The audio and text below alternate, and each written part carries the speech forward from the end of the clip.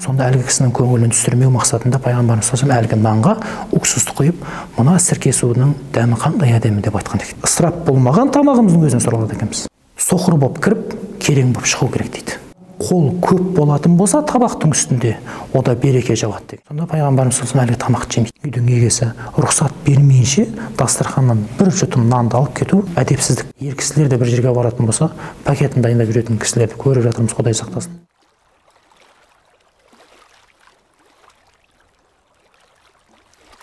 أعوذ بالله والصلاة والسلام على رسولنا وعلى آله وصحبه أجمعين أما بعد السلام عليكم ورحمة الله وبركاته. Құрметті көрермендер, мен есімім Юсупов Талғат Әбдікәрімұлы. Қазақстан мұсылмандар діни басқармасында қарасты осы Қайнарбұлақ елді мекенінде Насрулла мешітінің бас имамдық қызмет атқарып жатқан жайым бар.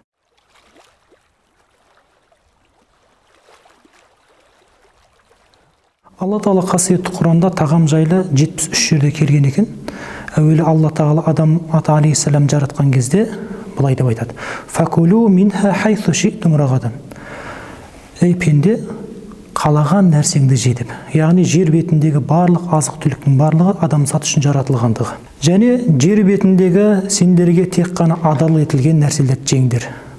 Бір-бірлерінің малдарыңды бұзықтық жолмен жемеңдер деген көптеген аяттар бар.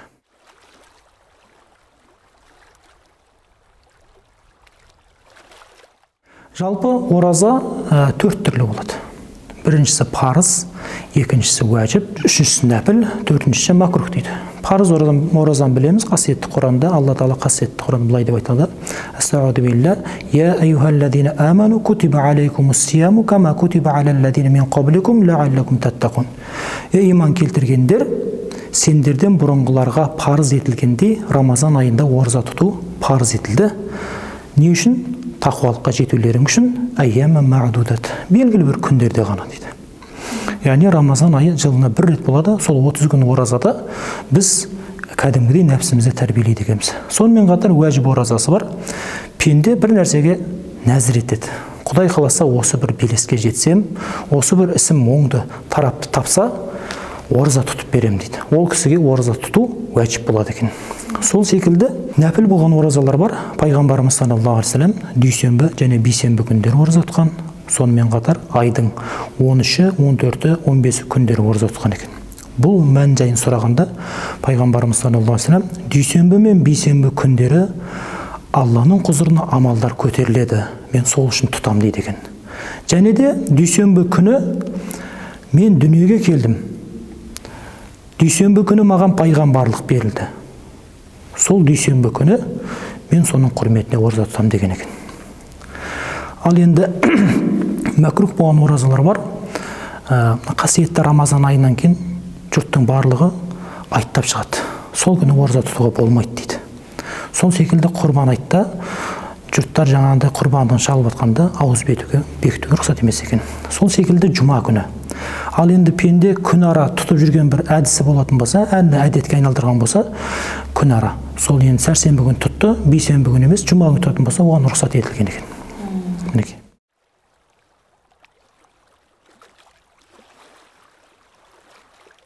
Пайғамбарымыз саллаллаху алейхи вассаламның керемет хадисі бар, әрдайым дұға ететін: «Я Раббым, мені әлсіздіктен, жалқаулықтан және қабыл болмайтын дұғадан, тойымсыз нәпсізден» деген екен. Осыдан дұға ету. Жалпы пенденің асқазанына жаман нәрседен басқа нәрсе толтырмаған деп пайғамбар саллаллаху алейхи айтады. Пенде өзі тік жүре алатындай халде тамақтанса болады. Егер оған шамасы келмесе, асқазан 3-ке бөлсін деген екен. Бірінші бөлігінде тағамы, екінші бөлігінде сусыны, үшінші бөлігінде ауа. Ол қалай десе, пайғамбарымыз саллаллаху алейхи вассалам әрдайым жерге дастархан жайған екен. Жерге дастархан жайғаннан кейін пенде қалай отырады? Пайғамбарымыз саллаллаху алейхи вассалам оң тізесін жоғары көтеріп, сол аяғына басып отырған екен. Сонда аяғы көтерілген кезде асқазан 3-ке бөлінеді дейді. Сонда пайғамбарымыз саллаллаху алейхи вассалам мен жерде отырып жеймін, мен құлмын, құл секілді жеймін деген екен. Мен тұрып жемеймін деген екен. Осындай хадистер бар.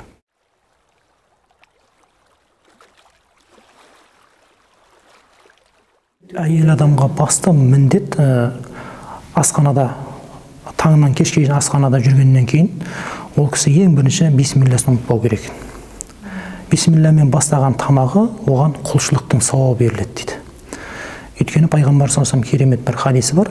Әйел баласы күйеуіне бір жұтым су беретін болса, 60 жыл ғибадаттың сауабы беріледі деген екен, әншейін. Ал енді бисмилламен бастаудың өзі үлкен бір хикметтігін білдіреді.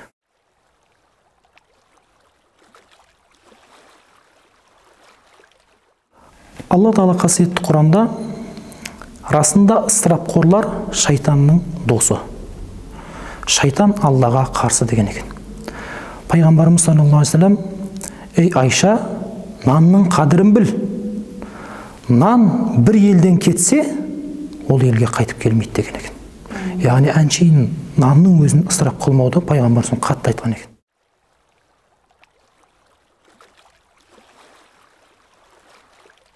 Енді бұл әдеп тұрғысынан өте маңызды. Өйткені пайғамбарымыз саллаллаху алейхи вассалам дастархан басында бірігіп отырыңдар деген. Себебі бірігіп отыруда береке бар дейді. Сондай-ақ дастархан басында қол көп болатын болса, табақтың үстінде ода береке жауады деген екен. Себебі ата-анамен, бала-шағамен отырған кезде сіздің әрбір сөзіңіз, іс-әрекетіңіз балаға өрнек болады. Сол үшін отбасымен отырған кезде біз әрдайым жақсы сөз сөйлеп отыратын болсақ, балаға әрдайым құлағына сіңімді болады екен. Осы тәрбие жағынан өте зор.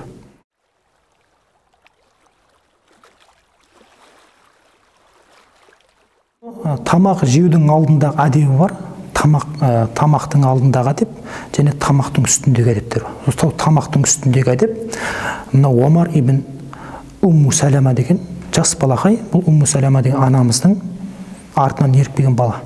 Пайғамбарымыз саллаллаху алейхи вассалам тәрбиесінде өскен. Сол Омар ибн Умму Салама айтады: "Мен дейді пайғамбарымыз саллаллаху алейхи вассаламның қол астында тәрбиелендім. Әрдайым тамақ келген кезде қолымды ыдысқа сала беретінмін" дейді. Сонда: "Ей балақай, тамақ жерден алдың бисмилля деп айт. Және оң қолыңмен же, өзіңнің алдыңнан же" деген екен. Осы маған әдеп болды дейді. Яғни бисмиллямен жеу бұл біздің міндетіміз. Себебі бисмиллясы басталған нәрседе береке болмайды дейді. Сөздің басы бисмилля, бисмиллясы іс қылма дейді ата-бабаларымыз. Сондықтан әрбір істе тек қана тамақ жеуде емес, үйден шыққан кезде бисмиллахи таваккалту алаллах ла хаула ва ла қуввата илля биллах деген дұғаны айтатын болса, ол әлгі үйден шыққан кісі үйге қайтып оралғанға дейін періштенің қорғауында болады деген. Сондықтан бисмиллясыз әрбір нәрсені бисмиллямен істеуіміз керек екенін осыны айтады.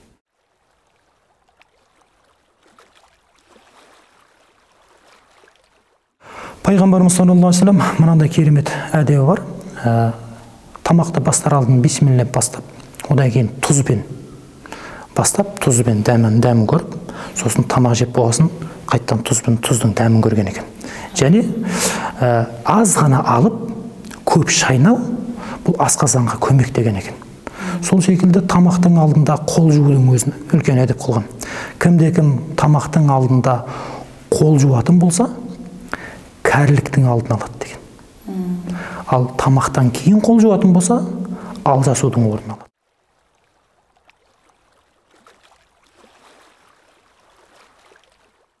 Жалпы пайғамбарымыз саллаллаху алейхи вассалам Меккеден Мәдинаға қоныс аударған кезде сахабалардың көбісі үйіне шақыруда қатты қалады. Сонда зарлық сахаба Абу Аюб әл-Ансари деген сахаба үйіне қонақ етеді. Пайғамбарымыз саллаллаху алейхи вассалам екінші этажда тұрақтайды. Сонда әрдайым тамақ апарып береді пайғамбарымыз саллаллаху алейхи вассалам. Бір күні пияз қосылған тамақ алып береді. Сонда пайғамбарымыз саллаллаху алейхи вассалам әлгі тамақ жемейді. Сонда Абу Аюб әл-Ансари: "Я Алланың елшісі, бұл тамақ сізге ұнамай қалды ма?" дегенде: "Жоқ, бұл тамақта ешқандай мін жоқ. Бірақ мен періштелермен сөйлескендігінен аузымнан жағымсыз иіс шықпасын деп қаладым" дейді. "Бұны сендерге халал деп айтты" дейді. Сол секілді пайғамбарымыз саллаллаху алейхи вассалам бір кісінің үйіне барған кезде жұпыны жағдайы жоқ кісінің үйіне қонаққа барады. Сонда әлгі пайғамбарымыз саллаллаху алейхи вассалам ыңғайсызданып, алдына ештеңе қоймағандықтан кішкене бір нан қояды екен. Бір кесек нан. Сонда пайғамбарымыз саллаллаху алейхи вассалам қосып жейтін не бар дегенде сірке су бар деген, яғни уксус. Сонда әлгі кісінің көңілін түсірмеу мақсатында пайғамбарымыз саллаллаху алейхи вассалам әлгі нанға уксусты құйып, "Мына сірке суының дәмі қандай әдемі" деп айтқан екен. Демек пайғамбарымыз саллаллаху алейхи вассалам ұнаған нәрсесін жеген, ұнамай тәбеті тартпай тұрса жемеген. Сол секілді кісінің үйіне барған кезде мін тағу өте әдепсіздік екен. Алдыңызға қойған тамақты сіз үшін қояды. Неге? Өйткені қазіргі таңда адамдар қазір мансапты, атақты қатты ойлап кетті да, келген кезде демесін, Абай атамыз айтпақшы, демесін, десін дегенмен күн көріп жүрген халық болғаннан кейін, келген кезде ұят болып қалмасын деп әр нәрсені қояды.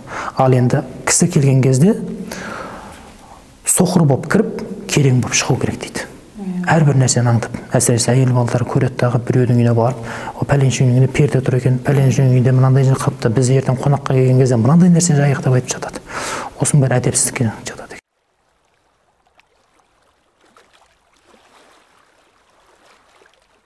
Пайғамбарымыз саллаллаху алейхи ва саллям мынандай бір хадисі бар.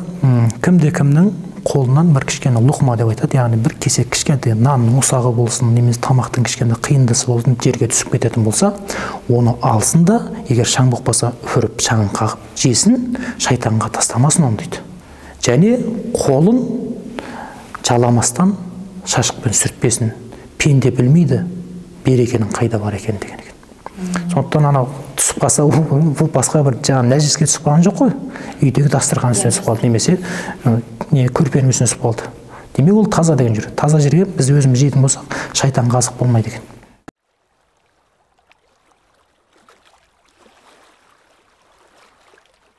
Енді пайғамбарымыз саллаллаху алейхи ва саллям әдебінің бірі тамақ ішкен кезде көп су ішпеуді міндеттеген екен.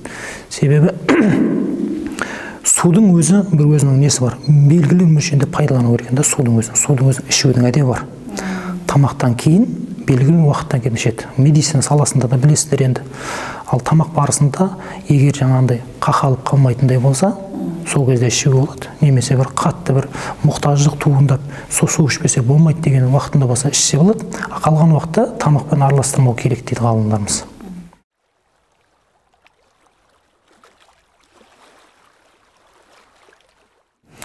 Бұл жолында да хадис бар, пайғамбарымыз саллаллаху алейхи ва саллям алтын және күміс ыдыстармен су ішпеңдер, тамақ жемеңдер деген. Не үшін дегенде, бұл күміс және алтын ыдыстар кімде-кім сонымен жейтін болса, асқазанын тозақ отымен толтырыпты деген хадислер бар. Және бұл алтын күміс мүшриктерге, ертең ақыретте ол сендерге деген екен.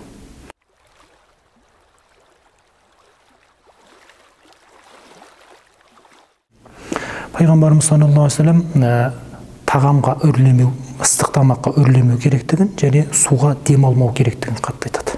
Пайғамбарымыз осы хадисте тамақты ыстық күйінде үрлеп ішпеңдер деген мақсаты ыстық нәрсені және суық нәрседен тыйған екен. Қатты мұздай, әсіресе ораза кезінде қатты ішіп қоямыз да мұз ішуді, кейін асқазанымыз бүріп ауырып жатады. Ыстық тамақты және бұл не десе тозақты қатты еске алады деген екен. Ал енді медицина саласында аурудың ошағы ауыз дегеннен кейін ауруда кейде асқазан қатты ауырады, немесе тістен бір құрт, жағымсыз иістер шығады, ыстық нәрсе дереу тартып алады екен. Үрлеген кезде ыстық нәрсе, содан кейін қайтадан асқазанымыз ауырады. Сол жерде су ішудің әдебін айта кетейін. Су ішуді пайғамбарымыз отырып және 3 деммен ішкен екен. Осыны бізге міндеттеп кеткен екен. Ал енді 1 деммен түйе секілді ішпеңдер, өпке ауруына душар боласыңдар деген екен. Кейде қатты жүгіріп келеміз дағы, осы бір судан қорғалғанымыз қатты деммен ішіп береміз ғой. Соны пайғамбарымыз қатты тыйған екен.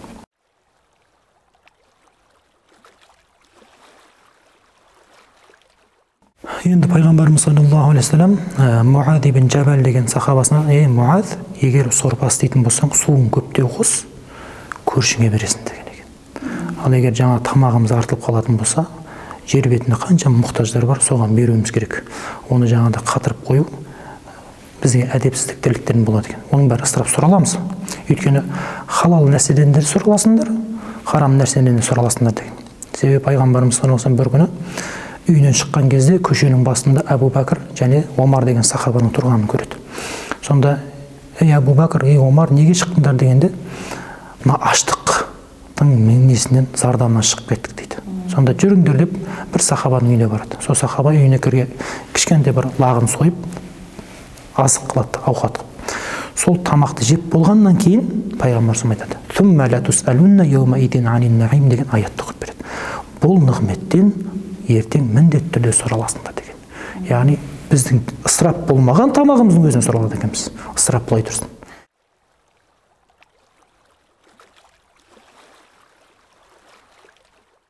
Бар, пайғамбарымыз саллаллаху алейхи ва саллям дұға айтады: "Аллахумма барик лана фима разақтана ва қина азабан нар". Я Раббым, осы бізге сен ризықтандырып жатқан тағамды береке бер және тозақ отынан сақта деген. Ал тамақ ішіп болған екен, альхамдулиллах ла атамана ва сақана ва жа'ана минал муслимин ва салату вассаламу аля расулин ва аля алихи ва сахбихи ажмаин деген дұға бар. Я Раббым, сен бізді ешқандай іс-әрекетсіз ризықтандырдың, саған разылық, жаңа разылық дұға. Қазақша айтса да болады ғой. Одан мысалы міндетті түрде арабша нұсқасын айтыңдар деген шарты жоқ. Өйткені разылық қой бұл бір жерде, Алла тағалаға разылық.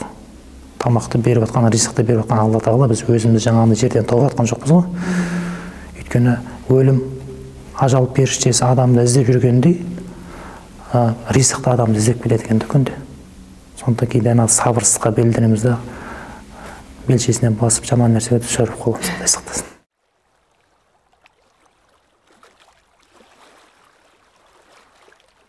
Жалпы ер адамның тамақ істеуінде ешқандай күнә жоқ. Өйткені пайғамбарымыз саллаллаху алейхи ва саллям бір күні Абдулла ибн Абу Сауфа деген сахабамен бірге шығады жолға. Сонда Абдулла сауиқты әзірле дейді. Сауиқ деген жаңа талқан тәріздес бір тағам екен де. Сонда жаңа түсіп пайғамбарымызға жаңа тамақты әзірлеген жайлы айтады. Сол секілді жаңа Мұта деген бір ислам тарихында оқиға болған.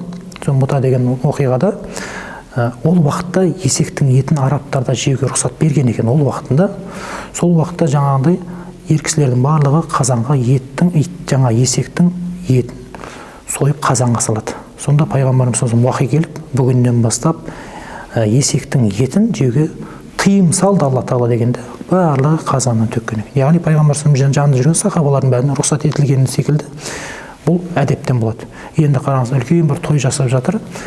Келін балдар жаңағыдай асхананың жанында немесе сыртта қазан ұшықта жүрсе, көрінген еркектердің көзі сол таса болу мақсатында. Сол секілді пайғамбарымыз саллаллаху алейхи ва саллям адал ас, маңдай терімен тапқан адал ас өте ұнамды деген. Енді бір кісілер жаңа шаш қысқартады, біреулер жаңа дәрігерлікпен істейді, біреулер енді жастайынан әкесінің қасында жүрді, анасының қасында жүрді, тамақ әзірлеуді маманы болды да. Ол кісі сонымен күңгіреді. Оған енді сен еркексің ғой, тамақ істеуге болмайды десең, ол үйінде бала-шағаның қасына отыруға тура келіп қалады да. Сол тұрғысынан. Өйткені пайғамбарымыз саллаллаху алейхи ва саллям бос уақытында не істеген десе, әйелдеріне тамақ істегенде әзірлеуге жәрдем берген, сол секілді өзінің аяқ киім тіккен деген.